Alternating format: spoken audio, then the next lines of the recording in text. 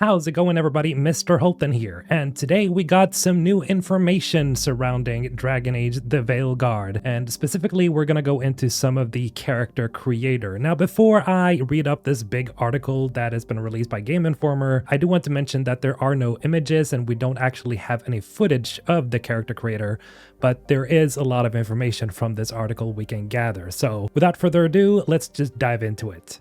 So Wesley LeBlanc started off his article saying, "As Bioware prepared to show me the character creator for Dragon Age the Veilguard and its Edmonton, Canada offices, I expected something robust.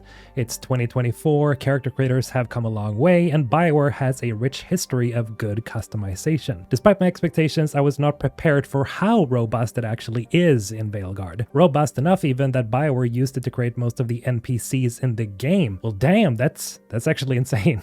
Save for mainline characters like companions, and setting hyperbole aside, it is a staggeringly rich creation system, and I look forward to seeing player-created near replicas of celebrities and monsters creations that be more at home in a horror game." Now this is pretty cool because from what I'd heard from other content creators is that the character creator is really good, but I haven't heard anybody talk about it in the way like people talked about the Dragon's Dogma 2 character creator. You guys might have remembered that demo that came out that let you essentially create basically any character you wanted because the character creation system in Dragon's Dogma 2 was so extremely detailed. And if we just take the information on this article at face value, at least this first part, it sounds like it's very similar to the situation regarding Dragon's Dogma 2. Anyway, let's continue, but I'm also looking forward to the community's reaction to the Dragon Age series' best character creator yet.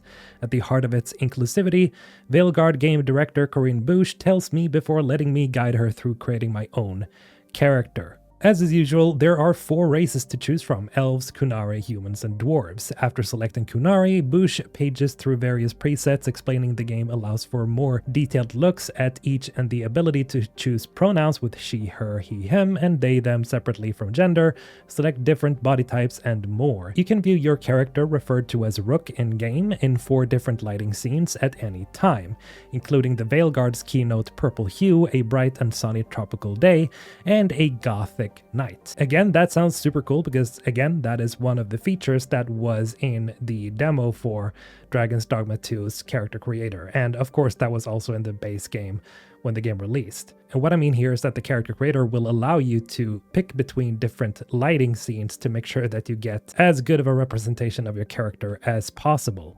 The article continues, "I joke with the team that after spending upwards of an hour creating my Dragon Age Inquisition character in 2014, I immediately restarted the game after seeing him in the first cutscene. The in-game lighting made my hair color look terrible, amongst other issues I had with my Inquisitor. Same here actually, when I created my first character where I actually tried to create Daenerys Targaryen from Game of Thrones, and well, she didn't really end up as I wanted her to, and I did the same thing. I restarted the game, and then of course there were DLCs afterwards that let you change the appearance of your Inquisitor, but yeah, that was a pain." Veilguard creative director John Epler says that the team is aware of countless stories like that with Inquisition and its green-hued character creator, adding Bioware worked hard to squash that concern in Veilguard. Head and body presets can be selected individually and customized to your liking with 40 different complexions that include smooth, rugged, youthful, and freckled skin tones, skin hues ranging from cool to neutral to warm, undertones to those skin tones, and even a melanin slider. Well damn!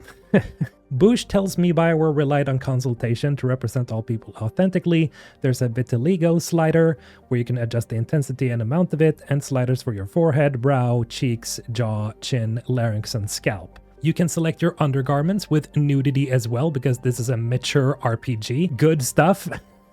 Gotta say, they're taking the Baldur's Gate route and the Cyberpunk route, thank you. Bush adds, "and use the body morpher to select 3 presets for each corner of a triangle and then move a cursor within it to morph your body or head into a mix of these presets. It's an impressive technology I'd like to see adopted in other games." The article continues, "I can't keep going.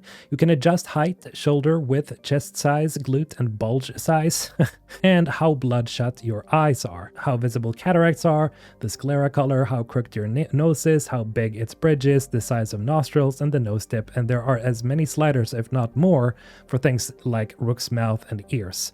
On ears alone, I see you can adjust asymmetry, depth, rotation, earlobe size, and even add cauliflower ear to your Rook. Boosh says makeup blends modern stylings with the fantasy of Dragon Age with more than 30 options, including eyeliner intensity, color, glitter, eyeshadow, lips, and blush. Tattoos are just as customizable alongside options for scars and paints. Tattoos, scars, and paint are very culturally relevant to some lineages. Bioware tells me with unique tattoos for elves, for example, you can add tattoos to Rook's face, body, arms, and legs, and you can adjust things like intensity too. I'm most impressed, however, by the hair options on display. There are a ton, and as someone with long hair, I'm especially excited about the fun selections I can make. You can finally dye your hair with non-traditional colors, and it's gorgeous. EA's Frostbite engine uses the strand system to render each style fully with physics. The technology has finally caught up to our ambition, Dragon Age series art director Matt Rhodes says. Now, this is something that I've heard about before, that they're calling their hair technology the strand system, and here it actually sounds like they've created a system that counts each strand of hair, and that kind of sounds insane. There's no confirmation if that is the case here, but kind of sounds like it. Anyway, let's continue. After customizing all of that and selecting our Kunari's horn type and material, of which there are more than 40 options to choose from, it's time to pick a class out of the Rogue, Mage, and Warrior. Since we built a Kunari, we went with Warrior. For the penultimate step of the character creator, at least during the demo that Bioware showed me, we select a faction. Out of the 6 options, we select the pirate-themed Lords of Fortune. Rook ascends because of competency, not because of a magical MacGuffin. Bioware core lead and Mass Effect executive producer Michael Gamble tells me in contrast to Inquisition's Destiny has chosen you characterization. Rook is here because they choose to be, and that speaks to the kind of character that we've built, Boosh adds. Someone needs to stop this, and Rook says, I guess that's me. Ready to begin our Rook's journey, we select a first and last name and one of 4 voices out of English masculine, English feminine, American masculine, and American feminine options. There's a pitch shifter for each voice too, allowing you to tweak it to your liking further. Don't stress too much about locking in your character creations before beginning the game. The Mirror of Transformation, which is found in Veilguard's main hub, the Lighthouse, allows you to change your physical appearance at any time. However, class, lineage, and identity are locked in and cannot be changed after you select them in the game's character creator.